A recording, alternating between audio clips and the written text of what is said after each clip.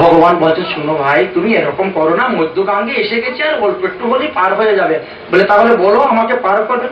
পার তো করবো, তুমি আমার একটু নাম চিন্তন করবে।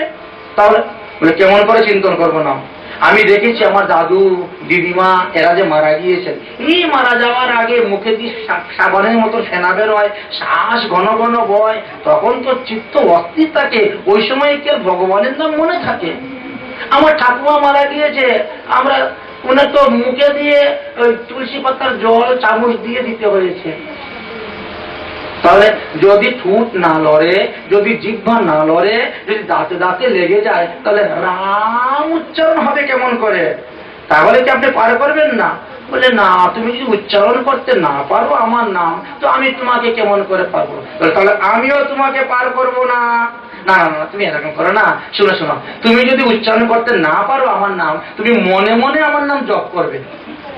মনে মনে জপ করো, তখন কে মন আমার মধ্যে থাকবে। তখন দিকে জিজ্ঞেস করো, গো এই দেখো তোমার নাতি বউ আসছে, চিনে না। তখন তো মনেই নাই কে নাতি বউ আর কে পুতের বউ, কিছুই মনে থাকে না তখন। তাহলে কেমন করে আর ভগবানের নাম তো মনে থাকবে আরো দূরের কথা। এখন বলেন, যদি আমার জিহ্বা বসে যায়, আমার দাঁত লেগে যায়, যদি আমার মন উচ্চারণ হয়, আর আমি যদি তোমার নাম উচ্চারণও করতে না পারি, তোমার নাম আমি স্মরণও করতে না পারি, তাহলে কি হবে? ভগবান বলে, তাহলে তো আমি তোমাকে ভবসিন্ধু পার করবো না, তাহলে আমিও তোমাকে গোদাবরী নদী পার করবো না। চলো না না, এরকম করো না, আমার আরেকটা উপায় আছে। কি?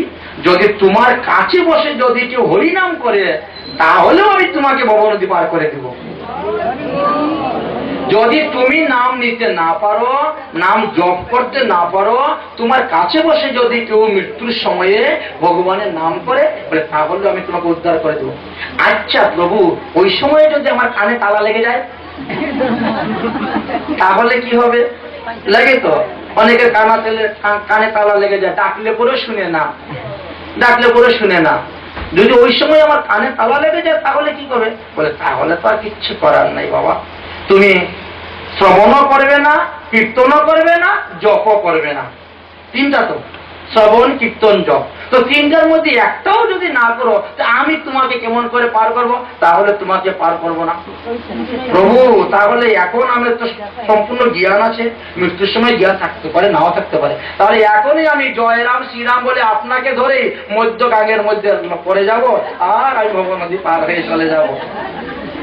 ভগবান বলছে, না না, এরকম করলে হবে না, এটাও এক ধরনের আত্মহত্যা হয়ে যাবে, এরকম করতে নাই।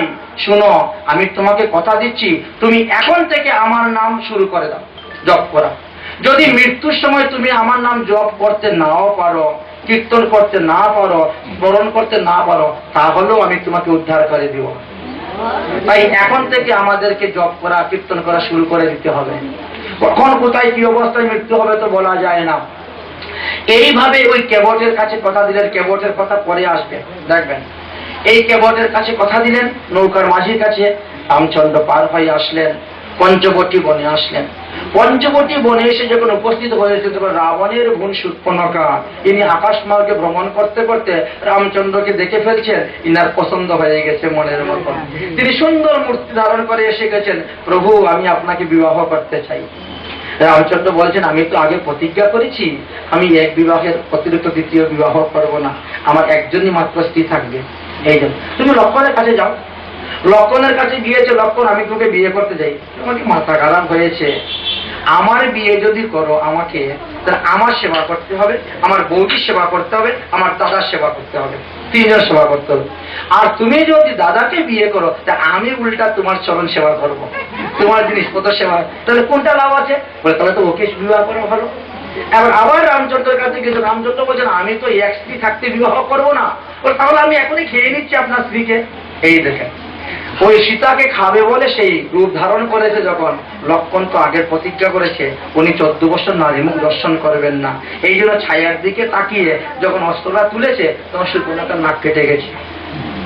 ওই নাক কেটে ওইখানে পড়েছিল বলে নাসিক নাম হয়েছে, এর আগে এটার নাম নাসিক ছিল না, এখন বর্তমানে তার নাম নাসিক হয়েছে, কুম্ভ মেলা হয়।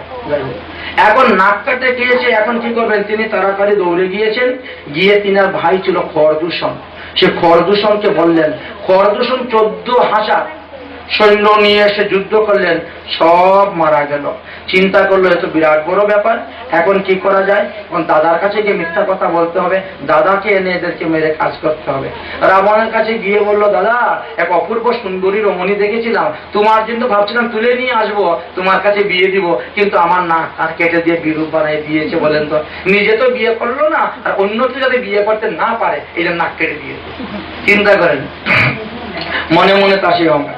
যাই হোক, তখন তিনি মারিচকে বললেন যে মারিচ তুমি মৃগরূপ ধারণ করে যাও, গিয়ে রাম লক্ষ্মণকে ঘরের বাইরে করো, আমি চুরি করে নিয়ে আসবো সীতাকে। সেই অনুসারে গিয়েছিলেন। রাম লক্ষ্মণ কুণ্ডী ছিলেন এবং সীতাদেবী পুষ্পচয়ন করিতেছেন। এমন সময় মারিচ স্বর্ণমৃগ ধারণ করে গিয়েছিলেন। তিনি দেখে খুব মায়া লেগেছিল, তাই বলছিলেন যে এই মৃগটাকে আমাকে ধরে দাও। রামচন্দ্র মৃগ ধরার জন্য যখন যাচ্ছেন, ধরতে পারছেন না, চলে যাচ্ছে, অনেক দৌড়ে চলে যাচ্ছে। শেষ পর্যন্ত তিনি চিন্তা করলেন যে এটা কোনো মায়া মৃগ হবে, এই জন্য তিনি বাণ মেরেছিলেন। কিন্তু বাণ যখন লক্ষ্যভেদ করে মেরেছেন, ওর উপরে পড়েছে। কিন্তু তখন হরিণ দেহ ছেড়ে দিয়ে অসুর দেহ ধারণ করলো। অসুরের স্বভাব হলো যে যা মৃত্যুর সময়ও আর একটু অসুরের উপকার করে যায় রাবণের। এতদিন রাবণের অন্ন খেয়েছি, তাই তিনি কি করলেন, ওই রামচন্দ্রের গলার স্বর অনুসারে অভিনয় করে তিনি ডাকতে শুরু করলেন যে ভাই লক্ষ্মণ, তুমি কোথায় আছো, তাড়াতাড়ি আসো, রাক্ষসরা আমাকে মেরে ফেলতেছে, ইত্যাদি ইত্যাদি। তো যাই হোক, তখন সীতাদেবী বললেন যে তুমি যাও তোমার ভাইকে রক্ষা করার জন্য। লক্ষ্মণ বলছে আমার ভাইকে কেউ মারতে পারবে না, বিশ্বাস না। তখন সীতাদেবী একটা কটুবাক্য বলেছিলেন। সেই কটুবাক্য কি, দেখো এক ভাই রাজ্য নিয়েছে আর তুমি চাচ্ছ নিতে আমাকে। এই বাক্যটা শুনে তার আঘাত লেগেছিল। এই জন্য তিনি গণ্ডি দিয়ে মন্ত্রপুত করে বলেন এই গণ্ডির বাইরে যাবেন না, এই বলে তিনি চলে গেছিলেন। এখন কথা হলো, এই ঘটনার আগের দিন রাত্রি ভগবান রামচন্দ্র জানতেন যে কালকে রাবণ আসবে সীতাকে চুরি করে নেওয়ার জন্য। এই জন্য আসল সীতাকে তিনি অগ্নিদেবের কাছে দিয়ে দিয়েছিলেন, ব্রহ্মার কাছে। আর নকল সীতাকে তিনি কুঞ্জের মধ্যে রেখেছিলেন, যেটা লক্ষণ পর্যন্ত জানতেন না। রাবণ আসলেন সাধু বেশ ধারণ করে, কিন্তু যখন সীতাকে চুরি করবেন তখন চিন্তা করলেন আমি সাধু বেশে সীতাকে চুরি করলে তো সাধুদের নামে কলঙ্ক লাগবে। এই জন্য চুরি করার সময় কিন্তু তিনি সাধু বেশ ত্যাগ করে তিনি তিনার আসল রূপ ধারণ করে সীতাকে চুরি করেছিলেন এবং আকাশ মার্গে রওনা হয়েছিলেন। সীতা অনেক চিৎকার চেঁচামেচি করেছিলেন, অনেক আভূষণ রাস্তার মধ্যে ফেলে গিয়েছিলেন। জটায়ু পক্ষী ছিল দশরথের বন্ধু, তাই তিনি সাহায্য করতে গিয়েছিলেন, কিন্তু তার পাখা কেটে ফেলে দিল। যদিও হনুমান চিৎকার শুনেছিল এবং রথ নিয়ে যাচ্ছে দেখেছিল, কিন্তু সে তার ভজনে আছে, সে ওইদিকে অতটা লক্ষ্য করেনি। যাই হোক, ভগবান রামচন্দ্র যখন আসলেন, উঠিয়ে এসে সীতাকে দেখতে পেলেন না। সীতা সীতা বলে কাঁদতে শুরু করলেন এবং বনের মধ্যে অন্বেষণ করতে শুরু করলেন। সেই সময়ে মহাদেব আর পার্বতী আকাশ মার্গে দিয়ে কৈলাসে যাচ্ছেন। পার্বতী দেবী বললেন, দেখো রামচন্দ্র সীতার জন্য কেঁদে কেঁদে কত অস্থির, আর তোমার শিষ্য পার্বতী দেবী মহাদেবকে বলতে, তোমার শিষ্য রাবণ দেখো সীতাকে চুরি করে নিয়ে যাচ্ছে। এক কাজ করো, তুমি রাবণের কাছ থেকে সীতাকে নিয়ে আসো, আর ততক্ষণ আমি সীতার রূপ ধারণ করে রামচন্দ্রের কাছে গিয়ে অবস্থান করি, রামচন্দ্রকে সুখ বিধান দিই যাতে উনি কান্নাকাটি না করেন। তো মহাদেব বলছে ঠিক আছে, তাহলে তাই করো। এখন তিনি সীতার বেশ ধারণ করেছেন, সীতার বেশ ধারণ করে গিয়ে উপস্থিত হয়েছেন। এই তো আমি এখানেই আছি, কেন তুমি কান্নাকানি করতেছ?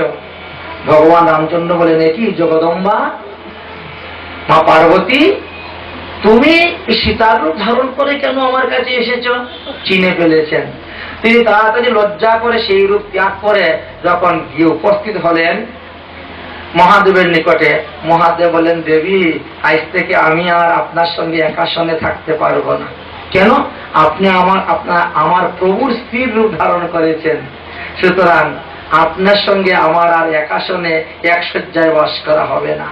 এই জন্য মহাদেব সবসময় আলাদা থাকেন, একাসনে থাকেন না। আচ্ছা, যাই হোক, এইভাবে খবর করতে করতে খুঁজতে খুঁজতে তারা ঋষ্যমল পর্বতের দিকে উপস্থিত হয়েছেন। সেখানে দৈবক্রমে হনুমানের সঙ্গে দেখা হলো। হনুমান সুগ্রীবের কাছে নিয়ে গেলেন। উভয়ের মধ্যে মিত্রতা স্থাপন করতে গিয়ে বলিকে তিনি বধ করতে হলো। ভগবানকে অন্যায়ভাবে তিনি বধ করেছিলেন বলে সেই পাপের ফল ভোগ করে দেখিয়ে দিয়ে গেলেন যে আপনি আচরি ধর্ম জীবের শিখায়, অন্যায়ভাবে মেললে নিজেকেও সেরকম হতে হয়। যাই হোক, এইভাবে আর রাবণ সীতাকে চুরি করে অশোক বন নিয়ে রাখলেন। তিনার নিয়ম হলো অশোক বনে রেখে লোককে শাস্তি দিতেন, দিয়ে তাকে রাজি করাবেন, তারপরে বিবাহ করবেন। কারণ তিনার উপরে মেনকার অভিসম্পাদ ছিল। কোন এক সময়ে তিনি মেনকা যাচ্ছিলেন কুবেরের কাছে, আর রাবণ মধ্য রাস্তায় জোর করে ধরেছিলেন, এই জন্য ইনি অভিসম্পাদ দিয়েছিলেন, আজ থেকে যদি জোর করে কোনো নারীকে আপনি ধরেন, বলাৎকার করতে যান, তাহলে আপনার মৃত্যু হবে। এই জন্য অশোক বনে রেখে রেখে শাস্তি দিয়ে দিয়ে তাকে রাজি করাতেন, তারপরে সেই মেয়েটাকে বিবাহ করতেন। এই জন্য অশোক বনের মধ্যে নিয়ে রেখেছেন। এই দিকে কি হয়েছে, ভগবান রামচন্দ্র সীতাকে অন্বেষণ করার জন্য সুগ্রীবকে প্রেরণ দিলেন। সুগ্রীব চতুর্দিকে বানর সেনাগুলোকে পাঠালেন। বানর সেনার মধ্যে একমাত্র হনুমান লঙ্কা আসলেন এবং তিনি সীতাকে পেলেন এবং সীতার কাছ থেকে রামচন্দ্রের আঙ্গুটি নিলেন, এমনকি তিনি লঙ্কা পুড়িয়ে দাহ করলেন, ইত্যাদি ইত্যাদি অনেক লীলা করে গেলেন। পুনরায় আবার কি রামচন্দ্রকে খবর দিলেন, সেই অনুসারে আসলেন। রাম রাবণের যুদ্ধ হলো। যুদ্ধের পরে রামচন্দ্র রাবণের সমস্ত বংশকে তিনি সংহার করলেন। একমাত্র বিভীষণ ছিলেন এবং বেশ কয়েকজন যারা ছিলেন তারা ভজনশীল মহাত্মা ছিলেন, যারা এইভাবে সীতাকে উদ্ধার করে অযোধ্যাতে এসেছিলেন এবং তিনি এবার পুনরায় রাজগদ্দিতে বসেছিলেন। তো ভগবান রামচন্দ্র যতদিন বনবাসে ছিলেন ততদিন ভরত নন্দীগ্রামেতে অবস্থান করছিলেন আর রামচন্দ্রের পাদুকা পূজা করে রাজ্য অভিষেচনা করেছিলেন। তো বলছেন এই হনুমান সবসময় রাম নাম জপ করতেন, ইনি কিন্তু কৃষ্ণ নাম জপ করতেন না কখনো। এমনকি দাপর লীলায় ভগবান শ্রীকৃষ্ণ গরুরকে দিয়ে পাঠিয়েছিলেন, বলছে রামচন্দ্র আসছে, যখন কৃষ্ণচন্দ্র আসার কথা বলছে তখন তিনি আসেন নাই, রামচন্দ্র যখন বলছেন তখন তিনি এসেছিলেন। তাহলে আমরা হনুমানের একটা মহিমা শাস্ত্রে পেয়েছি কি, হরে রাম জপতে কে হনুমানা, হরে রাম জপতে হনুমানা, इसी मंत्र महिमा को सारी जग में है माना, इस मंत्र की महिमा को सारी जग में है माना। इस मंत्र से हनुमत ने सागर को पार किया, इस मंत्र में हनुमान ने सागर को पार किया, उस राजा रावण को लंका को जला दिया, उस राजा रावण को लंका को जला दिया।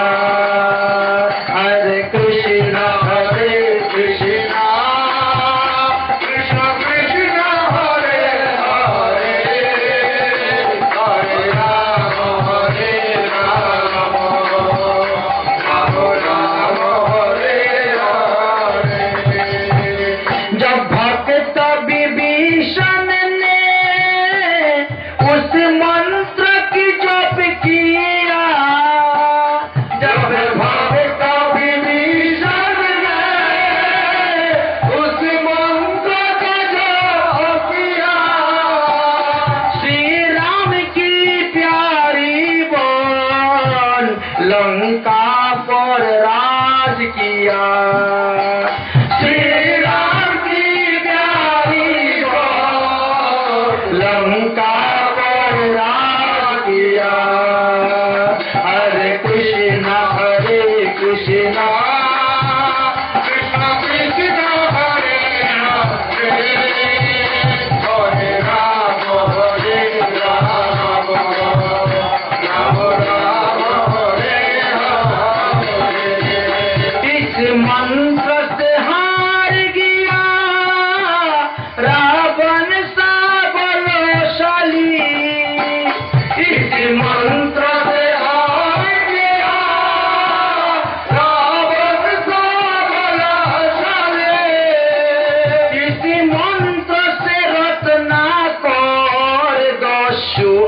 वाल्मीकि मुनि बनी इस मंत्र से रचना करो वाल्मीकि मुनि बनी हरे कृष्ण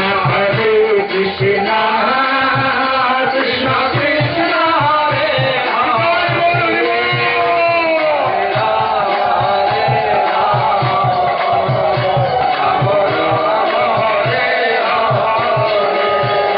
जब के भक्ति मुख से इस मंत्र की बोल पारी जब के भक्ति मुख से इस मंत्र की बोल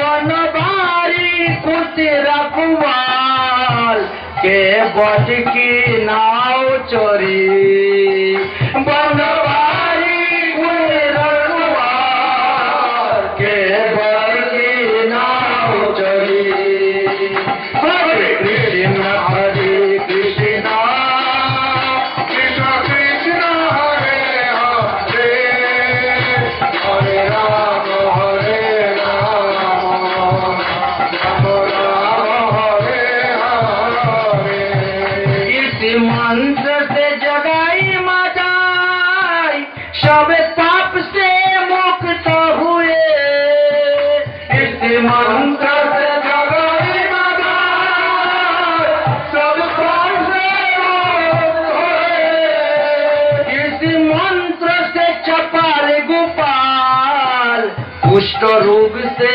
मुक्त हुए इस मंत्र से चपाल गोपाल कुष्ठ रोग से मुक्त हुए हरे कृष्ण कृष्ण कृष्ण हरे हरे हरे राम राम राम हरे हरे हरि नाम की कृपा से संसार बंधन छूटे हरि नाम की कृपा से संसार के बंधन छूटे इस मंत्र से देवानंद अपराध से मुक्त हुए इस मंत्र से देवानंद अपराध से मुक्त हुए हरे कृष्ण कृष्ण कृष्ण हरे हरे हरे राम राम राम हरे हरे इस मंत्र की महिमा से सब जीविका कल्याण हुए इस मंत्र की महिमा से सब जीविका कल्याण हुए इस मंत्र को जपने से भव सागर पार हुए इस मंत्र को जपने से भव सागर पार हुए हरे कृष्ण कृष्ण कृष्ण कृष्ण हरे हरे हरे राम राम राम हरे हरे हरे कृष्ण कृष्ण कृष्ण कृष्ण हरे हरे हरे राम राम हरे हरे भगवान मंगल हरिनाम संकीर्तन की এইভাবে নামের মহিমা রামায়ণ আদি গ্রন্থ পুরাণে সব বর্ণন করে গিয়েছেন এবং দেখিয়ে দিলেন যে হরি নামের মহিমার দ্বারা কি না করা যায় বঙ্গম লঙ্ঘয়াতে গিয়ে এইবার বললেন ভগবান রামচন্দ্র যখন আসলেন রাজগদ্দিতে বসলেন তখন অনেকেই রামচন্দ্রের কে রাজা বলে গ্রহণ করলেন, অনেকে আবার তিনার কিছু নিন্দাও করেছিলেন। যেহেতু দীর্ঘদিন যাবৎ তিনার স্ত্রী অসুরের রাবণের বাড়িতে, রাক্ষসের বাড়িতে ছিলেন, এই জন্য তারা অনেকেই এরকম নিন্দা করছেন। অনেকেই সীতা দেবীকে মহারানী বলে গ্রহণ করতে রাজি হলেন না। তো একদিন কি হয়েছে, এক মহিলা জল আনতে গিয়ে, খুব বৃষ্টি এসে গেছে, উনি আর ফিরে আসতে পারেন নাই। তো রাত্রিবেলা এক মাঝির বাড়িতে বাস করেছিলেন। সকালবেলা যখন গৃহে গিয়েছেন, তিনার স্বামী তখন তিনাকে গ্রহণ করতেছে না। তো তিনি বিচার দেওয়ার জন্য রাজবাড়িতে এসেছিলেন। ভগবান রামচন্দ্র তখন শয়ন অবস্থায় বিশ্রামে ছিলেন। প্রহরী বলল যে আপনি এখন কোনো অবস্থাতেই তিনার সঙ্গে মিশতে পারবেন না, কথা বলতে পারবেন না, আপনি পরে আসবেন। কিন্তু সেই মহিলা বিচার দিতে পারল না, সুষ্ঠু বিচার পেল না বলে নদীর জলে ডুবে আত্মহত্যা করল। ভগবান রামচন্দ্র এই ঘটনাটা শুনলেন। ঘটনা শোনার পরে তিনি একদিন ছদ্মবেশে বেরোলেন। ছদ্মবেশে বেরোবার পরে তিনিও শুনতে পারলেন এই সমস্ত কথা। শোনার পরে তিনি চিন্তা করলেন সীতাকে বনবাস দিতে হবে। গর্ভবতী অবস্থায় সীতাকে বনবাসের জন্য লক্ষণকে বললেন যাও। লক্ষণ বাল্মীকির আশ্রমে বনবাসে দিয়ে আসলেন। সেইখানে লব এবং কুশ নামে দুইটি সন্তান উৎপন্ন হয়েছিল। তারা বাল্মীকির নিকট থেকে শিক্ষা গ্রহণ করেছিল। বেশ কিছুদিন পরে তিনি একটা রাজস্বীয় যজ্ঞ করবেন। সেই যজ্ঞের ঘোড়া ছেড়েছিলেন। লব কুশ সেই যজ্ঞের ঘোড়াকে ধরেছিল এবং উভয়ের মধ্যে সেই ঘোড়াকে আনয়ন করতে গিয়ে রাম, লক্ষণ, ভরত, শত্রুগণ, এমনকি হনুমান, সুগ্রীব আদি সকলেই গিয়েছিলেন। সকলেই যুদ্ধে পরাজিত হয়েছিলেন। হনুমান বন্দী হয়েছিলেন। হনুমানকে বন্দী করে যখন লবকুশ গৃহে নিয়ে উপস্থিত হলেন, তখন সীতারানী দেখলেন এবং বুঝতে পারলেন, সমস্ত ঘটনা শুনলেন, যুদ্ধস্থলে আসলেন। তাদেরকে পুনরায় আবার নিদ্রা ভঙ্গ করলেন। নিদ্রাবান দিয়ে এদেরকে শয়ন করে রেখেছিলেন, এদেরকে জাগ্রত করেছিলেন। পুনরায় যখন রামচন্দ্র বললেন সীতাকে নেওয়ার জন্য, সীতা বললেন আমি আর যাব না। পৃথিবী তখন ফেটে গেলেন। সীতা দেবী আবার পৃথিবীতে প্রবেশ করে নিলেন। এইভাবে রামায়ণের লীলাকথা ভাগবতে বর্ণন করে গেলেন। এবং সেই রামচন্দ্রের যে দুই পুত্র লব এবং কুশ, তাদের থেকে বংশ পরম্পরা ক্রম অনুসারে আসছিল। এইভাবে আস্তে আস্তে 29 জন রাজা রাজত্ব করার পর সৌমিত্র নামক একজন রাজা হবেন ইক্ষ্বাকু বংশে। এইভাবে সৌমিত্র হলেন শেষ রাজা। ইনি কলিযুগের শেষ রাজা। এবং সূর্যবংশ তিনার এখানে গিয়ে পুনরায় যখন লুপ্ত হয়ে যাবে সূর্যবংশ, তখন সেই সৌমিত্র রাজা আবার উঠবেন এবং তিনি কপাল নামক গ্রামেতে বসে তপস্যা করবে। সেখান থেকে নষ্ট ভ্রষ্ট সূর্যবংশকে পুনরুত্থান করার জন্য তিনি উপস্থিত হবেন। এইভাবে সূর্যবংশের কথা বর্ণন করেছেন ভগবান রামচন্দ্রের। সূর্যবংশের কথা আমরা আলোচনা করলাম। এখন আমরা ভগবান কৃষ্ণচন্দ্রের কথা আমরা যাব। বৈবস্বর মনুর ইক্ষ্বাকু বংশের কথা আলোচনা করতে গিয়ে আমরা এই বিষয়ে আলোচনা করেছিলাম যে সেই বংশে থেকে চন্দ্রবংশ আসছিলেন। কিভাবে চন্দ্রবংশ আসছিলেন বলছিলাম যে চন্দ্রের পুত্র বুধ, তিনি ইলাকে বিবাহ করেছিলেন। তার থেকে পুরুরভা সৃষ্টি হয়েছিলেন এবং সেই পুরুরভা যখন বড় হলেন, রাজগদ্দিতে বসলেন। একদিন দেবর্ষি নারদ গিয়ে উপস্থিত হয়েছেন স্বর্গে। স্বর্গে উপস্থিত হয়ে তিনি পুরুরভার রূপের কথা, গুণের কথা ইত্যাদি তিনি বর্ণন করতে শুরু করলেন। যখন এইভাবে বর্ণন করতে শুরু করেছেন, তখন পুরুরভা আর রূপ গুণের কথা শ্রবণ করে এক উর্বশী মোহিত হয়ে গেলেন এবং মোহিত হয়ে তিনি এসে উপস্থিত হয়েছেন পুরুরভার নিকটে বিবাহ করার জন্য। বিবাহ করার জন্য প্রস্তুত হলেন। উভয়ে কথাবার্তা হলো, বিবাহ হবে। উর্বশী বললেন দেখেন, আমি তো ঘৃত ছাড়া অন্য কিছু দ্রব্য আমি কখনো গ্রহণ করি না। দ্বিতীয়ত কথা হলো, আমার দুটো মেষের শাবক আছে, এই দুটাকে আপনাকে রক্ষা করতে হবে। তৃতীয় কথা হলো, সহবাস ব্যতীত অন্য সময়ে যদি আমি আপনাকে উলঙ্গ অবস্থায় দেখি, তাহলে তৎক্ষণাৎই আমি আপনার রাজ্য ত্যাগ করে আমি চলে যাব। আমার এই তিনটা নিয়ম যদি আপনি মানতে পারেন, তাহলে আমি আপনাকে বিবাহ করিব। সেই অনুসারে পুরুরভা রাজি হয়েছিলেন এবং বিবাহ করেছিলেন। বিবাহের পরে তিনি গর্ভবতী হয়েছেন উর্বশী। একদিন কি হয়েছে, দেবরাজ ইন্দ্র স্বর্গেতে উর্বশীকে দেখিতে না পাইয়া গন্ধর্বদেরকে পাঠালেন, যাও তোমরা যেভাবেই হোক উর্বশীকে ধরে নিয়ে আসো। এখন উর্বশীকে ধরে নিয়ে আসার জন্য লোক পাঠালেন। সমস্ত লোক সমস্ত পৃথিবীগুলাকে ভ্রমণ করতে করতে চতুর্দিকে খুঁজলেন, কিন্তু কোথায় না পেয়ে শেষ পর্যন্ত তারা পুরুরবা রাজ্যেতে এসেছিলেন এবং রাজ্যের ছাদের উপরে দুটা ছাগলকে দেখতে পেয়ে বুঝতে পারলেন যে উর্বশী এই স্থানে অবস্থান করতেছেন। এই জন্য এই উর্বশীকে নিয়ে যাওয়ার জন্য একমাত্র উপায় হলো তার সেই ছাগলের বাচ্চা অর্থাৎ মেষ বাচ্চাগুলাকে ধরে নিয়ে যাওয়ার জন্য। মেষের বাচ্চাগুলাকে ধরে নিয়ে যখন রওনা হয়ে গেছেন গন্ধর্বগণ, তখন উর্বশী চিৎকার করতে শুরু করেছেন, আমার শাবক ধরে নিয়ে যাচ্ছে, চুরি চুরি করে নিয়ে যাচ্ছে, আপনি তাড়াতাড়ি যান, তাদেরকে রক্ষা করুন। রাজামশাই এই অবস্থাতেই উলঙ্গ অবস্থায় খড়গ ধারণ করিয়া তিনি দৌড়তে শুরু করেন গন্ধর্বকে বধ করিয়া মেষের বাচ্চাগুলোকে নিয়ে আসার জন্য। কিন্তু রাজাকে উলঙ্গ বস্ত্র দেখিয়া গন্ধর্বগণ পলায়ন করে সেখান থেকে পালিয়ে যায়। গন্ধর্বগণ যখন পালিয়ে গেল তখন তিনি শাবকের সেই বাচ্চাগুলোকে নিয়ে এসে দিলেন, কিন্তু সেই অবস্থায় তিনি উলঙ্গ অবস্থায় ছিলেন বলেন আমি তো আগেই কথা দিয়েছিলাম যে যদি অন্য সময় আপনাকে উলঙ্গ অবস্থায় দেখি তাহলে তৎক্ষণাৎ আমি আপনাকে ত্যাগ করে চলে যাব, অতএব আমি এই অবস্থাতে আমি আপনাকে ত্যাগ করে এখনই চললাম বলে তিনি অন্তর্ধান হয়ে চলে গেলেন। উর্বশী চলে যাওয়ার পরে মহারাজ পাগলের মতন হয়ে গেলেন এবং চতুর্দিকে খুঁজতে শুরু করলেন। খুঁজতে খুঁজতে কোথাও তিনি পেলেন না, এমন অবস্থা হলেন তিনি এখন পাগল হয়ে গেলেন।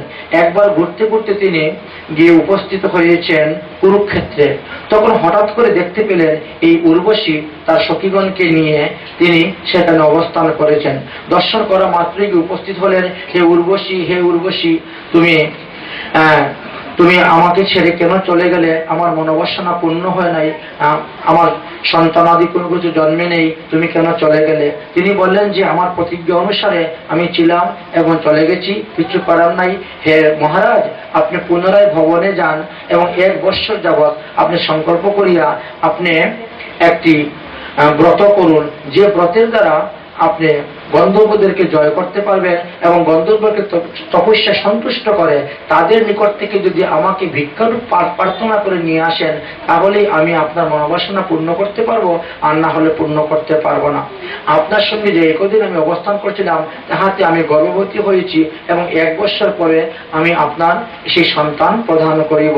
উর্বশী অতঃপর এই কথা বলে চলে গেলেন। উর্বশীকে লাভ করিবার জন্য তিনি তপস্যা করতে আরম্ভ করলেন, গন্ধর্বকে সন্তুষ্ট করলেন এবং গন্ধর্বরা কৃপা করে তিনাকে উর্বশী দান করলেন। পুনরায় উর্বশীকে পাওয়ার পরে তিনি উর্বশীর গর্ভে আয়ু, শতায়ু, সত্যায়ু, রয়, বিজয় এবং জয় নামে 6টি পুত্র উৎপাদন করেছিলেন। এইভাবে চন্দ্রবংশ বৃদ্ধি হতে শুরু হয়েছিল। পুনর্বার বিজয় নামক পুত্র হইতে ভীম, অন্য ভীম, তার পুত্র হলো কাঞ্চন, তার পুত্র রহুক, তার পুত্র জন্য, এইভাবে যিনি জন্মমুনি তপস্যা করেছিলেন এবং গঙ্গাকে পান করেছিলেন তিনি এই বংশে জন্মগ্রহণ করেছিলেন। আমরা একটু আগে আলোচনা করেছিলাম সেই বংশে গাদিরাজ জন্মগ্রহণ করেছিলেন এবং তিনি বিবাহ করেছিলেন একটি কন্যাকে। সেই কন্যার নাম ছিল সত্যবতী। যে সত্যবতী হইতে সত্যবতীকে ঋত্বিক মনীষীর কাছে বিবাহ দিয়েছিলেন এবং গাদিরাজ একটি পুত্র সন্তান প্রাপ্ত করার জন্য যজ্ঞ করেছিলেন, যে পুত্র থেকে তিনার বিশ্বামিত্র নামে পুত্র উৎপন্ন হয়েছিল এবং পরবর্তী সময়ে ওই বিশ্বামিত্র তপস্যা করে মুনি পদবী প্রাপ্ত হয়েছিলেন। তো এইভাবে শাস্ত্রে বর্ণন করা আছে। এবং সত্যবতীর গর্ভে যমদগ্নি উৎপন্ন হয়েছিলেন। যমদগ্নি রেণুকাকে বিবাহ করেছিলেন। রেণুকা বিবাহ করার পরে তিনার গর্ভে পরশুরাম আদি বহু পুত্র সন্তান উৎপন্ন হয়েছিল। তার মধ্যে পরশুরাম ছিলেন শিবভক্ত। তিনি মহাদেবের সমীপে অবস্থান করেছিলেন। মহাদেবের নিকট থেকে বহু রকম অস্ত্রশস্ত্র শিক্ষা গ্রহণ করেছিলেন। সেই সময়ে কার্তিবর্যার্জুন নামে একজন রাজা ছিলেন, যিনি 85,000 বৎসর পৃথিবী রাজত্ব করে গিয়েছিলেন। এই কার্তিবর্যার্জুনের 1000টি হাত ছিল। তিনি কোন এক সময়ে দিগ্বিজয় করতে বেরিয়েছিলেন এবং তিনি যমদগ্নি মুনি যেখানে অবস্থান করেন সেই বনে আসার পরে তারা খুব ক্ষুধার্ত হয়ে পড়েছিলেন। মুনি তাদেরকে ক্ষুধার্ত দেখিয়া তিনার গৃহে একটি কামধেনু আছে, কামধেনুর মাধ্যমে তিনি সুস্বাদ্য খাবারগুলা তৈরি করে তিনি রাজাকে নিমন্ত্রণ করে খাওয়িয়েছিলেন। রাজা চিন্তা করলো, মণি এই পাহাড়ের মধ্যে থেকে কোথা থেকে এত সুবর্ণময় থাল, সুবর্ণময় গ্লাসের মধ্যে উত্তম উত্তম খাবার আমাদেরকে দিলে, বিষয়টাকে একটু খুঁজে দেখাতো। মন্ত্রী গুপ্তচর লাগিয়ে দেখলেন ঘরের ভিতরে একটি কামধেনু আছে, কামধেনুকে যাহা চাওয়া যায় তাহাই পাওয়া যায়। এই দৃশ্য দর্শন করিয়া প্রথমত তিনি হাত জোড় করে মুনির কাছে গাভীটি প্রার্থনা করলেন যে গাভীটি আমাদেরকে দিয়ে দেন। কিন্তু তিনি বললেন, এই গাভী তো আমি তোমাকে দিতে পারবো না। দেখো, ব্রহ্মা 7 জন ঋষিকে এই গাভী দিয়েছেন, কৈশিক্য, ভরদ্বাজ, অত্রি, অঙ্গিরা, গৌতম, বশিষ্ঠ আর আমি। তো এই 7 জনকে ভাগ করে দিয়েছেন। আমরা এক একজন এক এক বছর এই গাভীকে পোষণ করি, এই জন্য আমাদের কাছে থাকেন। তাই এই গাভী আমি কিছুতেই আপনাকে দান করতে পারবো না। সমুদ্র মন্থনের সময় এই গাভী উঠেছিল, অতএব এটা দেওয়া যাবে না। শেষ পর্যন্ত তিনি কি করলেন, রাজা কি এরকম করতে নাই? দেখো, ব্রাহ্মণ আমাদেরকে খাবার দেয়, আমাদেরকে থাকার জায়গা দেয়, রুদ্র বৃষ্টিতে কত কিছুর হাত থেকে আমাদেরকে রক্ষা করে। তো তার খাবার খাচ্ছি তো কর্ম করতে হবে, কিন্তু আমি এখন বৃদ্ধ হয়ে গেছি, কর্ম করতে পারি না বলে মারতেছে, থাক তুমি কিছু করো না। কিন্তু ছেলের রাগ খুব বেশি।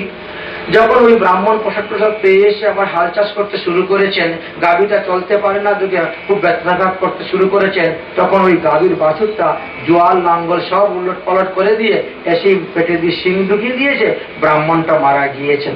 ব্রাহ্মণ যখন মারা গিয়েছেন, সঙ্গে সঙ্গে ওই বৃষটা কালো বর্ণ হয়ে গিয়েছে। বৃষ জিজ্ঞেস করলো, মা আমি কালো বর্ণ কেন হলাম? আমি তো আগে সাদা ছিলাম। বলে, তোমার ব্রহ্ম হত্যা পাপ লেগেছে বাবা, এই জন্য তুমি কালো হয়ে গিয়েছো। আচ্ছা বলো মা, কি করলে পরে আমি ব্রহ্ম হত্যা পাপ থেকে মুক্তি লাভ করতে পারবো? বলে, এই সোজা চলে যাও, বেশ কয়েকটা পর্বত পার হওয়ার পরে একটা পর্বত পাবে, সেই পর্বতের মধ্যে একটা গুফা আছে, সেই গুফার ভিতরে একটা হ্রদ আছে, সেই হ্রদে তুমি স্নান করতে পারো, তাহলে তুমি ব্রহ্ম হত্যা পাপ থেকে মুক্ত হয়ে যাবে।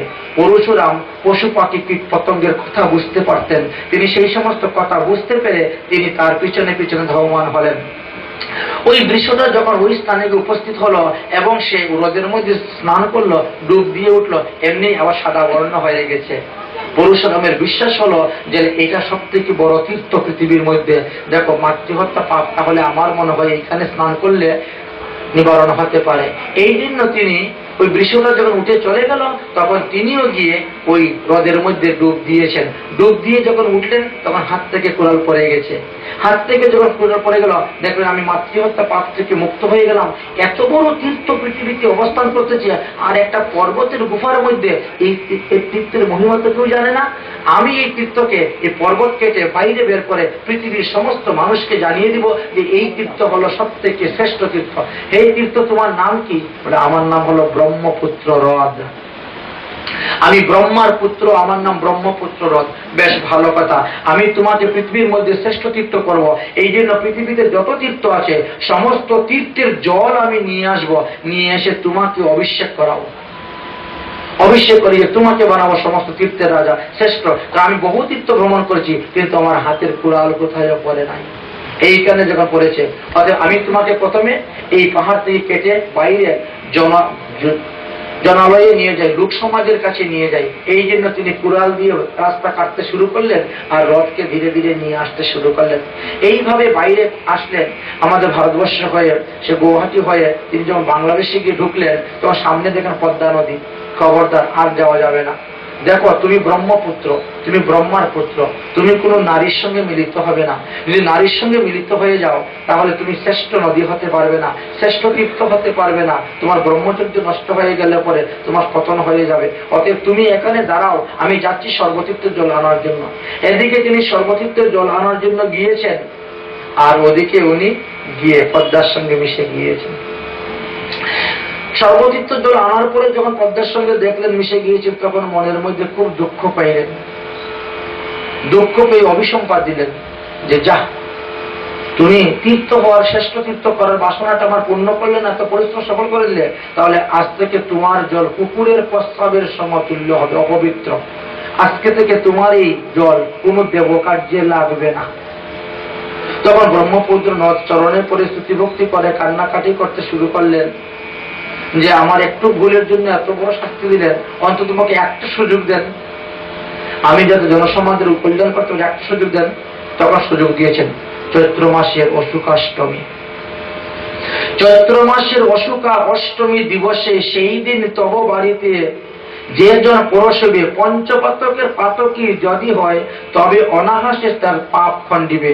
সেই দিন তব জলে যে স্নান করিবে, দৈব্যগতি পাইয়া সে স্বর্গভূমি যাবে। একমাত্র বৎসরের মধ্যে একদিন মাত্র ব্রহ্মপুত্রের জল পবিত্র, আর বাকি 364 দিন অপবিত্র, দেবতার কার্যে লাগে না। যাই হোক, এইভাবে তারপরে তিনি আবার কৈলাসে উপস্থিত হয়েছেন। এইদিকে রাজা কার্তবীর্যার্জুন তিনার পুত্রগণকে পাঠিয়েছেন। যমদগ্নি মহারাজ বসে তপস্যা করতেছেন, ধ্যান করতেছেন। এমন সময় কার্তবীর্যার্জুনের পুত্রগণ এসিয়া একদম গলাটা কেটে নিয়েছে। যমদগ্নির গলা কেটে নিয়েছে, আর ওই গাভীটাকে তারা হরণ করে নিয়েছে। তখন রেণুকা দেবী তিনি 21 বার বুকের মধ্যে চাপিয়ে ডেকেছিলেন পরশুরামকে। পরশুরাম এসে উপস্থিত হলেন।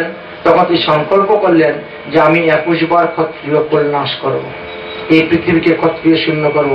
এই কারণে তিনি ক্ষত্রিয় শূন্য নাশ করার জন্য তিনি যুদ্ধ করতে আরম্ভ করেছিলেন। যুদ্ধ করতে করতে 21 বার ক্ষত্রিয় বংশ নাশ করেছিলেন। রাজা কার্তবীর্যার্জুনের এই 1000 হাত দিয়ে চিতা সাজিয়েছিলেন। চিতা সাজিয়ে তিনার পিতার দাহ সংস্কার তিনি করেছিলেন। তারপরে তিনি কৈলাস পর্বতে গিয়েছিলেন মহাদেবের সঙ্গে দেখা করার জন্য, কিন্তু সেখানে গণেশ তিনাকে দেখা করতে দিলেন না, যার ফলে গণেশের সঙ্গে যুদ্ধ হয়েছিল। যুদ্ধ করে তিনি গণেশের দাঁত পর্যন্ত ভেঙে দিয়েছিলেন, যে দাঁতের থেকে মূলার উৎপত্তি হয়েছিল বলে মাঘ মাসের চতুর্দশীতে মূলা খাওয়া নিষিদ্ধ। এইভাবে শাস্ত্রে অনেক কিছু বর্ণন করে দিয়েছেন।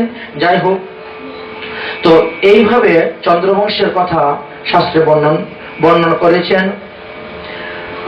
তারপরে সুখদেবজি বললেন, হে মহারাজ পরীক্ষিত, এই পুনরবার কথা আমি তোমাদেরকে আবার পুনরায় বলতেছি। আমরা পুনরবার 6টি পুত্রের কথা আলোচনা করছিলাম। 6টি পুত্রের মধ্যে 5 পুত্রের বংশ অতি সংক্ষেপে আলোচনা করে গিয়েছেন। আচ্ছা, তারপরে বলছেন যে দেখেন তাদের পুত্রের মধ্যে জ্যেষ্ঠ পুত্র আয়াতুর বংশের কথা একটু বিস্তারিত করে বলেছিলেন। জ্যেষ্ঠ পুত্র আয়াতুর বংশ বর্ণন করতে গিয়ে বললেন, আয়াতুর 5 পুত্র ছিল। 5 পুত্রের মধ্যে নহুষ ছিলেন শ্রেষ্ঠ। এই নহুষ খুব বড় রাজা ছিলেন। তিনি কোনো এক সময়ে স্বর্গের রাজ্যকে পর্যন্ত রক্ষা করেছিলেন। যাই হোক, এবং তিনি দেবরাজ ইন্দ্রের মতন স্বর্গরাজ্যকে রক্ষা করেছিলেন। তো দেবরাজ ইন্দ্র তখন এক অপরাধের কারণে যে বৃত্তাসুরকে বধ করেছিলেন, ওই বৃত্তাসুর বধের কারণে ব্রহ্মহত্যা পাপ থেকে মুক্তি লাভের কোনো উপায় না পেয়ে তিনি মানসরোবরে গিয়ে পদ্মপত্রের মিনারের ভিতরে গিয়ে আশ্রয় নিয়েছিলেন। সেখানে লক্ষ্মীর অধিষ্ঠাত্রী সেইখানে ব্রহ্মহত্যা পাপ পৌঁছতে পারে নাই। আর তিনি রান্না করতেন তো অগ্নিদেব, আর অগ্নিদেব জলের ভিতরে প্রবেশ করতে পারেন না। এই জন্য দৈব পরিমাণে 10,000 বৎসর পর্যন্ত অনাহারে থাকিয়া ভজন করেছিলেন ব্রহ্মহত্যা পাপ থেকে মুক্তি লাভ করার জন্য। আর ততদিন নহুষ রাজত্ব করেছিলেন স্বর্গরাজ্যে। দেবরাজ ইন্দ্র হয়ে তিনি বসেছেন আর ইন্দ্রের কাজ করেছেন। এই নহুষ স্বর্গে যখন অবস্থান করতে করতে তিনার মনের মধ্যে একবার এমন দুর্মতি ঢুকলো যে আমি যখন ইন্দ্র হয়ে আমি স্বর্গরাজ্য রক্ষা করতেছি, তাহলে ইন্দ্রাণী আমার স্ত্রী। এই মনোবৃত্তি তিনার মনের মধ্যে এসে গেল। একদিন ইন্দ্রাণীকে বললেন, হে ইন্দ্রাণী, আজকে রাত্রে তুমি আমার মনোবাসনা পূর্ণ করতে হবে, আর না হলে আমি এই স্বর্গরাজ্য ত্যাগ করে চলে যাব। অসুররা এসে ঢুকে যাবে, তোমাদের স্বর্গরাজ্য আবার অসুররা দখল করে নেবে। এখন তিনি বড় চিন্তার মধ্যে পড়ে গেলেন। দেবগুরু বৃহস্পতিকে ডাকলেন, গুরুদেব কি করা যায়? বলে দেখো বিরাট সমস্যার মধ্যে পড়া গেছে। আচ্ছা ঠিক করো, তুমি বলো। বলে আমার স্বামী তো পালকিতে করে আসেন আমার কাছে, তুমি 4 জন ঋষির স্কন্ধে চড়ে যদি আমার কাছে আসতে পারো, তাহলে আমি তোমার মনোবাসনা পূর্ণ করে দিব। তাই অগস্ত্য আদি 4 জন ঋষিকে তিনি ঠিক করেছিলেন এই 4 জন ঋষি স্কন্ধে করে নিয়ে আসবেন। তো অগস্ত্য আদি ঋষি এরা তো কখনো পালকি বহন করে অভ্যাস নেই, তো এরা পালকি বহন করে ধীরে ধীরে চলতেছে। শচীর আঙ্গিনায় যারা যাবে, এদিকে ভোরবেলা হয়ে যাচ্ছে, রাত্রিপ্রভাত হয়ে যাবে, দিবামৃত্যু নিষিদ্ধ।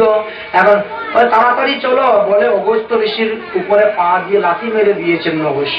দলে মত্ত হয়ে গিয়ে আর তিনি ক্রুদ্ধ হয়ে গেছে, অভিসম্পা দিয়ে দিলেন, তুমি সর্পের মতো থরথর করে খড়খড় করে আমাদের সঙ্গে কথা বলতেছ, আবার আমার পা দিয়ে লাথি মেরেছ, যাও তুমি অজগর সর্প হয়ে যাও। এই কারণে নহুষ অজগর সর্প হয়ে গেছিলেন। চরণে পরে দণ্ডবোধ ক্ষমা ভিক্ষা চাইলেন, প্রভু আমার মুক্তির উপায় কি? বলে তোমার মুক্তির উপায় হয়েছে দাপর যুগে যখন ভগবান কৃষ্ণচন্দ্র আবির্ভাব হবেন, সেই সময়ে পঞ্চপাণ্ডব আবির্ভাব হবে, তার মধ্যে যুধিষ্ঠির মহারাজ তিনি কাম্যবনে যাবেন, আর তুমি কাম্যবনে অজগর সর্প হয়ে থাকো। সেই সময়ে ওই যুধিষ্ঠির মহারাজের তৎপর্শতে তুমি উদ্ধার হয়ে আসবে। এই জন্য কাম্যবনে তিনি অজগর সর্প হয়ে অবস্থান করেছিলেন। এই হলো নহুষের চরিত্র কথা। তারপরে এই নহুষের পুত্রগণের চরিত্র কথা বর্ণনা করলেন। তারপরে বললেন যে দেখো, নহুষের অনেকগুলো পুত্রের মধ্যে দ্বিতীয় পুত্রের নাম ছিল যজাতি। তিনি রাজপদবী পেয়েছিলেন এবং রাজপদে তিনি বসেছিলেন। এবং যজাতি যদিও তিনি ক্ষত্রিয় হয়ে থাকেন, কিন্তু তিনি দেবগুরু দৈত্যগুরু শুক্রাচার্যের কন্যা দেবযানীকে বিবাহ করেছিলেন। আর তাহার গর্ভে যদু তুরস নামে দুইটি পুত্র উৎপন্ন হয়েছিল, যার থেকে যদুবংশ এসেছিল, আর যে যদুবংশে ভগবান শ্রীকৃষ্ণ আবির্ভাব হয়েছিলেন। এখন পরীক্ষিত মহারাজ বলে, বড় আশ্চর্য কথা, শাস্ত্রে তো বলছে নিম্ন বর্ণের বর উচ্চ বর্ণের কন্যাকে বিবাহ করিবে না, নিষেধ। তো যজাতি হলেন ক্ষত্রিয় আর দেবযানী হলেন ব্রাহ্মণ, তাহলে ক্ষত্রিয় হয়ে ব্রাহ্মণ কন্যা কেমন করে বিবাহ করলেন? বললেন যে এর পিছনে একটা বিরাট রহস্য আছে, কারণ আছে। বলে কি কারণ? বলে দেখো, সেই সময়ে যখন যজাতি রাজা ছিলেন, সেই সময়ে অসুরদের মধ্যে শ্রেষ্ঠ অসুর ছিলেন বিশ্বকর্ম। এবং বিশ্বকর্ম অসুরের একটি খুব সুন্দর রাজধানী ছিল। এই জন্য গুরুদেব এবং গুরু পরিবার সবাইকে ইনি রাজবাড়িতেই রাখতেন। রাজবাড়িতে রাখতেন, খাওয়া দাওয়া টাকা পয়সার কোনো অভাব নেই। গুরুদেব এখানে থাকলে কোনো বিঘ্নই হবে না, এই জন্য তিনি ঘরে রাখতেন। তো বিশ্বকর্মের এক কন্যা ছিল, সেই কন্যার নাম ছিল সৌমিষ্ঠা। বয়সে দেবযানী আর সৌমিষ্ঠা মোটামুটি সমানই। একদিন দেবযানী সৌমিষ্ঠা সমস্ত সখীদেরকে নিয়ে তারা বেরিয়েছেন স্নান করার জন্য। তো স্নান করার জন্য যখন তারা বেরিয়েছেন, তারা স্নান করতেছে, এমন সময় দেখেন কিছু দেবতারা স্বর্গের রাস্তা দিয়ে যাচ্ছে। তো তাড়াতাড়ি করে উঠে তারা বস্ত্র পরিধান করতে শুরু করেছেন। এবং বস্ত্র পরিধান করতে গিয়ে উল্টা পাল্টা হয়ে গেছে বস্ত্র পরিধান উল্টা পাল্টা হয়ে গেছে। যে কি হয়েছে? যে বস্ত্রটা দেবযানীর বস্ত্রটা পরে নিয়েছে সৌমিষ্ঠা। এখন সৌমিষ্ঠা দেবযানী বলতে, তুমি আমার বস্ত্র পরলে কেন? আমি তোমার বস্ত্র পরবো না, কারণ তুমি ক্ষত্রিয়। ক্ষত্রিয়ের পোশাদি বস্ত্র আমি পরবো কেন? ক্ষত্রিয়রা ব্রাহ্মণের পোশাদি বস্ত্র পরবে। এই নিয়ে ঝগড়াঝাটি দুজনের মধ্যে হয়েছে। ঝগড়া করতে করতে ধাক্কাধাক্কি করতে করতে দেবযানীকে একটা কুয়ার মধ্যে ফেলে সৌমিষ্ঠা সখীদেরকে নিয়ে চলে গেছে। এখন সৌমিষ্ঠা যখন সখীদেরকে নিয়ে চলে গেছে, বাড়িতে গিয়ে কিন্তু এই কথা কাউকে বলে নাই, গোপন। আর দেবযানী জলের মধ্যে পরে হাবুডুবু খাচ্ছেন। সারা দিন গত হলো, সারা রাত গত হলো। পরের দিন সকালে যজাতি মৃগয়া করার জন্য বনে গিয়েছেন, জল পিপাসার জন্য জল খুঁজতে খুঁজতে গিয়ে দেখেন ওই কুয়ার মধ্যে একটা নবযৌবন সম্পূর্ণ রমণী পরে আর কষ্ট পাচ্ছে। তিনি যখন নিজের উত্তরীটা খুলে লম্বা করে দিয়েছেন, আর সেইটার থেকে ধরে টেনে টেনে দেবযানীকে তুলেছেন। তো হাত ধরে যখন তুলেছেন দেবযানীকে, এখন দেবযানী বলছে, আপনি আমার পানি গ্রহণ করতে হবে। এ কি তোমার মাথা খারাপ হয়েছে? আমি তোমাকে কুণ্ড থেকে কুয়ার থেকে মুক্ত করলাম, উঠালাম, এখন বলছো তোমাকে বিয়ে করতে হবে। বলে, আমি আজ পর্যন্ত এত বড় হয়েছি, কোনো পুরুষ আমার হাত ধরে নাই। আমি খেলা করলে ও মেয়েদের সঙ্গে খেলা করি, কোনো পুরুষ ছেলেদের সঙ্গে খেলা করি না। কোনো পুরুষ আমার হাত ধরে নাই। আজকে জীবনের প্রথম আপনি আমাকে হাত ধরে তুলেছেন, অতএব এই পানি আপনি গ্রহণ করবেন, আপনি ছাড়া কেউ গ্রহণ করতেন। বলে, খবরদার, আমি এটা পারবো না, এই অন্যায় কাজ আমি করবো না। বলে, অন্যায় হবে না, আমার উপরে অভিসম্পাদ আছে। কে তোমাকে অভিসম্পাদ দিয়েছে? বলে, কচ আমাকে অভিসম্পাদ দিয়েছে। কচ অভিসম্পাদ দিয়েছে কেন? বলে, দেবগুরু বৃহস্পতির পুত্র হলেন কচ। দেবতারা মারা গেলে বৃহস্পতি তাদেরকে জীবিত করতে পারেন না। একমাত্র আমার বাবা শুক্রাচার্য মৃত সঞ্জীবিনী মন্ত্র জানেন। এখন কোন দেবতা আসবে আমার বাবার কাছে মন্ত্র শিকার জন্য? কেউ আসে না ভয়ে, কারণ অসুরের বাড়িতে বাবা থাকেন, বিশ্বকর্ম অসুরের বাড়ি। এই জন্য সব দেবতারা মিলে যুক্তি করে কচকে পাঠালেন আমার বাবার কাছে। তিনি এসে আমার বাবাকে শিক্ষা গুরুরূপে গ্রহণ করলেন, তিনি শিখবেন এই মৃত সঞ্জীবিনী মন্ত্র। এখন এইভাবে তিনি মন্ত্র শেখার জন্য আসছেন, বহুবিধ মন্ত্র শিখেছেন। উনি থাকতে থাকতে ওনার সঙ্গে আমার একটা ভালোবাসা হয়ে গেছিল। উনি যদি আমাকে ভালো না বাসেন, আমি কিন্তু ওনাকে ভালোবাসতাম। একদিন উনি বনে ফল তুলতে গিয়েছেন, অসুরেরা বুঝতে পেরেছে দেবতাদের স্বার্থ উদ্ধারের জন্য কোচ এসেছে, এই জন্য অসুরেরা তাকে কেটে টুকরা টুকরা করে দিয়েছিল। আমি বাবাকে বলেছিলাম আমার অনুরোধে বাবা পুনরায় তাকে জীবিত করেন। তারপরে দ্বিতীয় আরেকবার গরু রাখার জন্য গিয়েছিলেন, তখনও তাকে কেটে টুকরা টুকরা করেছিল, তখনও আমি বাবাকে অনুরোধ করায় বাবা তাকে পুনর্জীবিত করেন। তৃতীয়বার তো তাকে কেটে টুকরা টুকরা করে রান্না করে তার হাড্ডি মাংস সবগুলা মানে কুকুর শ্রীগালকে খাওয়াই দিয়েছে। এমনকি এক টুকরা মাংস তো আমার বাবাকেও খাওয়াই দিয়েছিল শাকের সঙ্গে। কুকুর গরু ছাগলের পেটে, কুকুরের পেটে বা অন্যান্য হিংস্র প্রাণীর পেটে যেগুলো গিয়েছে ওগুলো তো হজম হয়ে গেছে, কিন্তু আমার বাবার পেটে যেটা গিয়েছিল সেটা তো হজম হয় নাই। বাবাকে যখন আমি কান্নাকাটি করে শুরু করলাম, বাবা কচকে নিয়ে আসা, কচ না আসলে আমি বাঁচবো না। বাবা জ্ঞানস্থ হয়ে দেখেন পরে কচকে তো কেটে টুকরা টুকরা করে রান্না করে একেবারে কুকুর শকুরকে খাওয়াই দিয়েছে। এইগুলো তো সব হাড্ডি পুড্ডি হজম হয়ে গিয়েছে, এখন তাকে বাঁচাবো কেমন করে? বাবা যেভাবেই ভয় বাঁচাবে, তখন বলছে আমার পেটের ভিতরে দিকে একটু রয়ে গেছে অংশ, হ্যাঁ এই অংশ থেকে আমি কচকে পুনরায় নির্মাণ করতে পারবো। কিন্তু কচকে যখন আমি পুনর্জীবন করবো, জান দিব, তৈরি করবো, তখন তো কচ আমার পেট ফেটে বেরিয়ে যাবে, আমি মরে যাব, তো আমাকে কে বাঁচাবে? তো বাবা তুমি এক কাম করো, কচকে পেটের ভিতরে রেখেই তুমি মৃত সঞ্জীবিনী মন্ত্র শিক্ষা দিয়ে দাও, তাহলে কচ মন্ত্রটা শিখে নিবে, আর সে যখন বেরিয়ে আসবে তুমি মরে গেলে পরে সে তোমাকে জীবিত করে দিবে। তাই তো হয়ে গেল। মৃত সঞ্জীবিনী মন্ত্র এত সকাল শিক্ষা দিতেন না, কাউকে দেন নাই, এই জন্য অন্যান্য মন্ত্র শিক্ষা দেন। এখন সেই অনুসারে আমার অনুরোধে আমার বাবা তিনার পেটের ভিতরে কচকে আবার পুনঃসৃষ্টি করলেন, এক টুকরা মাংস থেকে করে দিলেন, করে তাকে মৃত সঞ্জীবিনী মন্ত্র দিলেন। সেই মৃত সঞ্জীবিনী মন্ত্র পেয়ে তো লাভ দিয়ে উঠলো, আমার বাবার পেট ছিটে গেল, ফেটে গেল, বাবা আমার মারা গেলেন, কচ বেঁচে গেল। কচকে বললাম দেখো তোমার গুরু দক্ষিণা তো দিতে হয়, গুরু দক্ষিণা রূপ তুমি আমার পিতাকে পুনর্জীবিত করো। গুরু দক্ষিণা স্বরূপ হিসাবে সে পুনর্জীবিত করলো আমার পিতাকে করার পরে তার বিদ্যা শিক্ষা হয়ে গেল।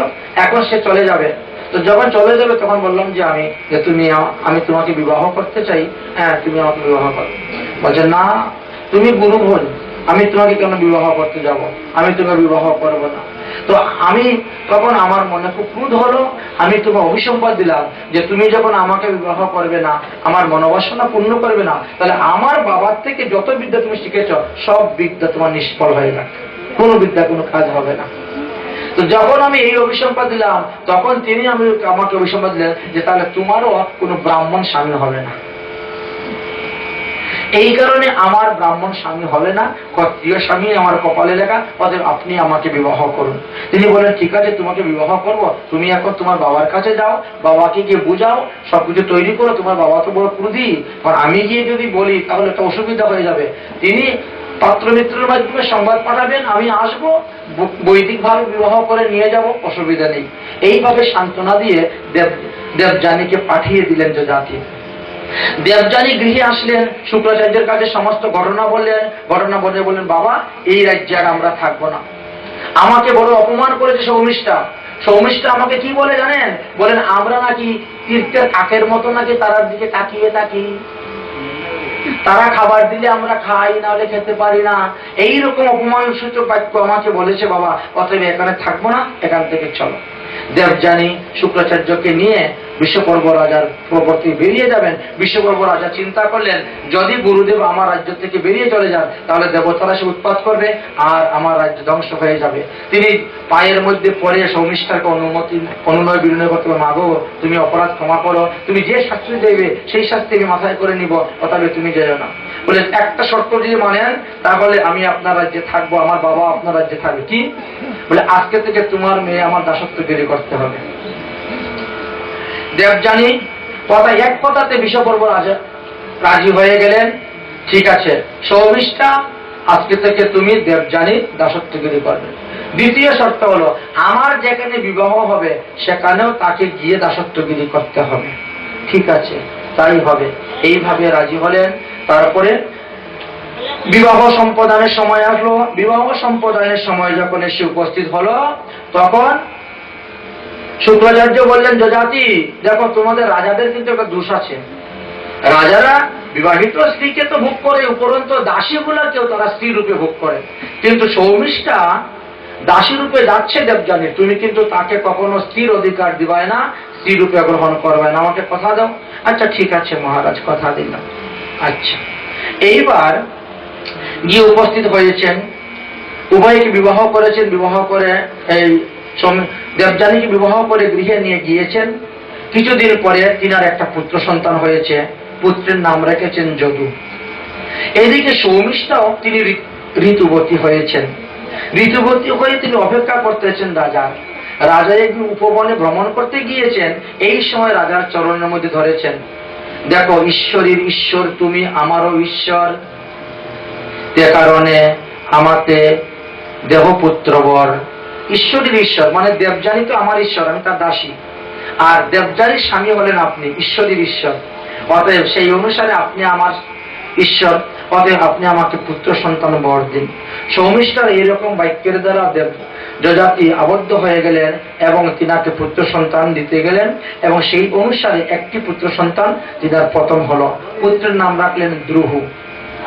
এদিকে সৌমিষ্ঠা বললেন, কি ব্যাপার, তোমার তো বিবাহ হয় নাই, তাহলে তুমি পুত্র সন্তান কোথা থেকে পেলে? তখন সৌমিষ্ঠা মিথ্যা কথা বললেন, হে ঈশ্বরী, মূর ঋতুকালে আসিলেন এক ঋষি। আমি যখন ঋতুগত হয়েছিলাম তখন এক ঋষি আসছিলেন। তো আমি তিনার কাছে পুত্র সন্তান পেয়ে চেয়েছিলাম, সেই কারণে তিনি গর্ভদান দিয়ে গেছিলেন, সেই অনুসারে আমার এক পুত্র হয়েছে। দেবযানী সৌমিষ্ঠার বাক্যকে বিশ্বাস করলেন, করে চলে গেলেন। কিছুদিন পরে দেখা যায় সৌমিষ্ঠা আবার গর্ভবতী হলেন, আরেকটা পুত্র হয়ে গেল অনু। আবার গর্ভবতী হলেন, আরেকটা পুত্র হয়ে গেল কুরু। তাহলে কৃষ্ণ শরণাগতম কৃষ্ণ স্বাগতম কৃষ্ণ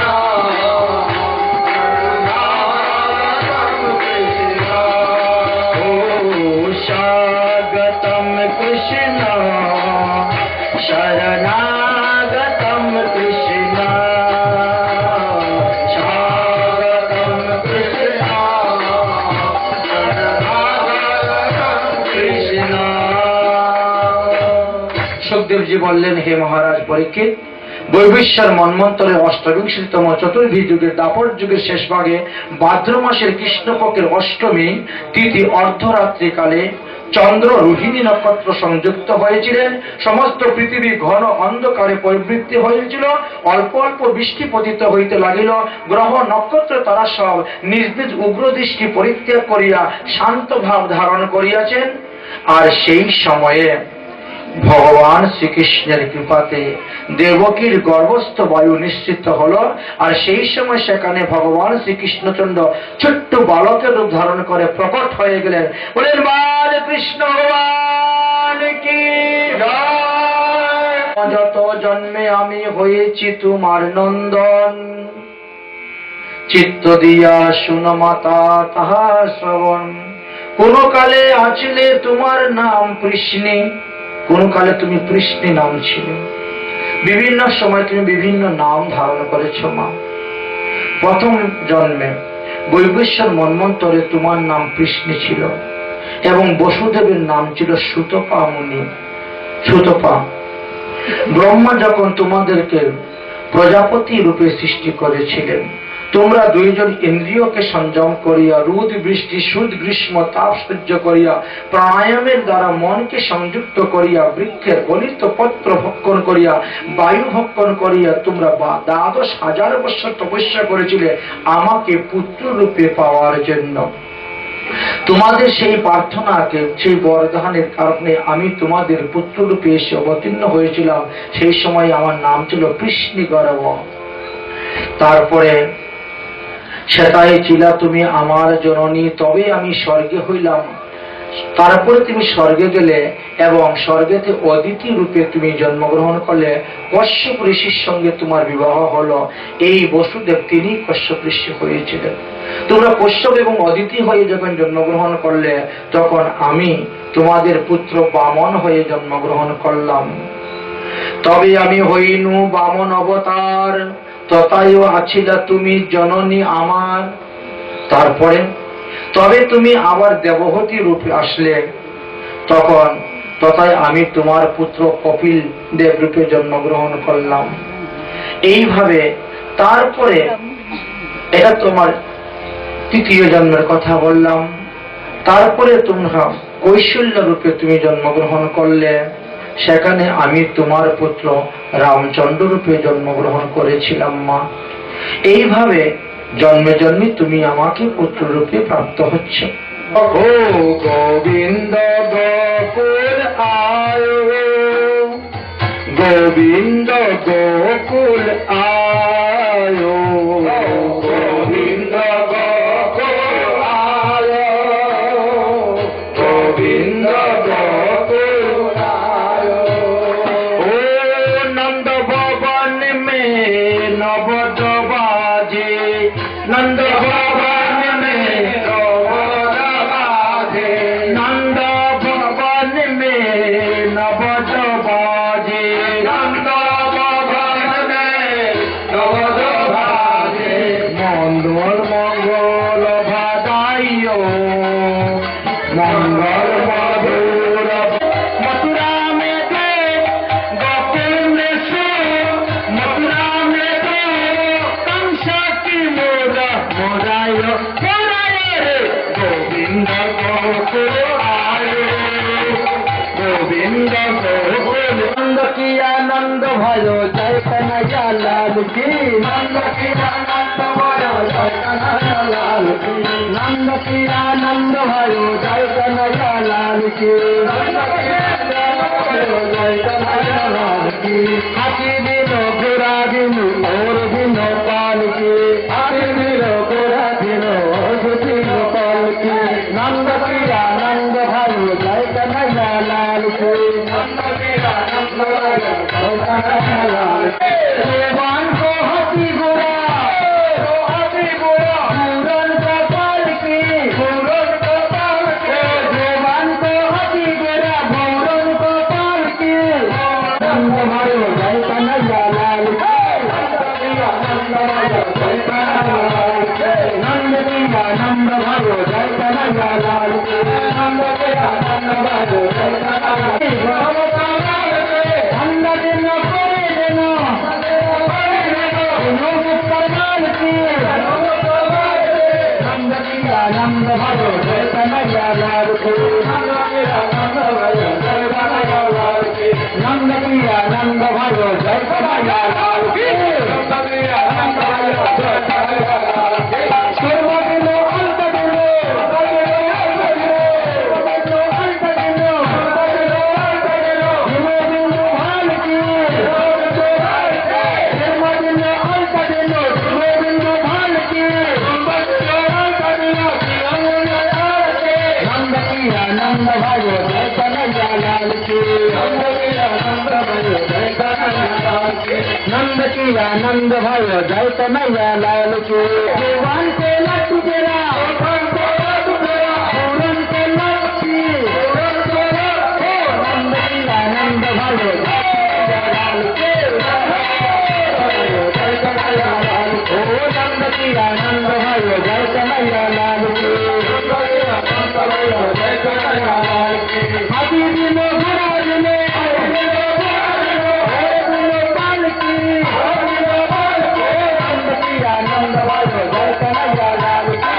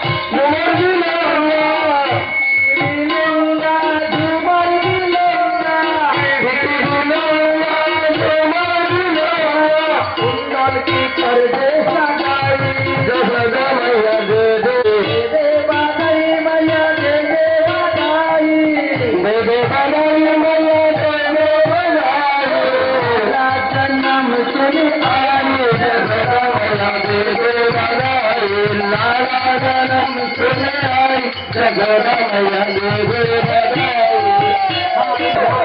जन्म सुने आई जगदा मैया दे बधाई लाला जन्म सुने आई जगदा मैया दे बधाई दस्त मिलूंगी चूरी मिलूंगी दस्त मिलूंगी चूरी मिलूंगी दस्त मिलूंगी चूरी मिलूंगी दस्त मिलूंगी चूरी मिलूंगी सुंदर की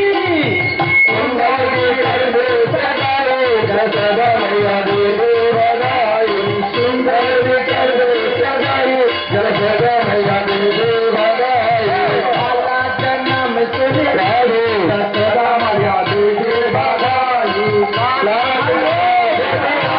जगदा मैया दे बधाई आये बिलोंगी पायल बिलोंगी आये बिलोंगी पायल बिलोंगी आये बिलोंगी पायल बिलोंगी आये बिलोंगी पायल बिलोंगी विश्वासी विश्वासी कर दो सगाई जगदा मैया दे बधाई विश्वासी कर दो सगाई जगदा मैया दे बधाई लाला जन्म सुने जगदा मैया दे बधाई लाला जन्म सुने आई जगदा मैया दे बधाई सरस्वती भजो बालकृष्ण सगे चंद्रशेखर भजो बालकृष्ण सगे सरस्वती भजो बालकृष्ण सगे सरस्वती भजो बालकृष्ण सगे जीवन ले बधाई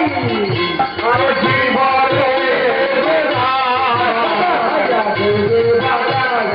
लाला जन्म सुने आई जगदा मैया दे बधाई लाला जन्म सुने आई जगदा मैया दे बधाई लाला जन्म सुने आई जगदा मैया दे बधाई लाला जन्म सुने आई जगदा मैया दे बधाई जगदा मैया दे बधाई जगदा मैया दे बधाई जय जय श्री राधे गोविंद गोपाल राधे राधे जय जय राधे कृष्ण राधे गोपाल जय जय राधे कृष्ण गोविंद गोपाल राधे राधे তোমরা কৃপা করে যাও হে দেব